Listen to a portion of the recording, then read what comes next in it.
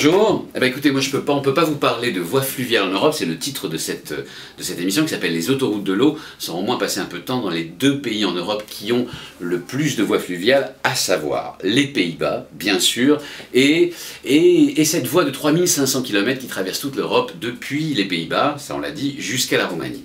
Alors du coup, aux Pays-Bas, on est allé voir un peu comment est-ce que se développait ce réseau qui est déjà surdéveloppé, et vous verrez qu'on rencontre des plaisanciers pour lesquels on a construit un second canal pour qu'ils n'embêtent pas le trafic commercial. Et puis on ira aussi du côté de Vienne, où se trouve un nœud fluvial. On est en train d'agrandir le Danube, de l'aménager pour permettre à ces super énormes tankers remplis de marchandises de faire le voyage au travers de toute l'Europe. Et puis enfin on va aller en France, qui est à la fois le pays dans lequel il y a le plus de voies fluviales en Europe et le pays qui consacre le moins d'argent. Je veux dire par là que les voies fluviales sont anciennes, mal adaptées, mal développées et qu'en plus les écologistes n'arrangent rien à l'affaire. Et par ailleurs vous pouvez me retrouver toutes les semaines à la télévision sur Arte à 20h10, ça c'est le dimanche, et puis aussi sur Twitter, vous verrez je tweete pas mal, et puis aussi sur Facebook, bref, partout où il y a Internet.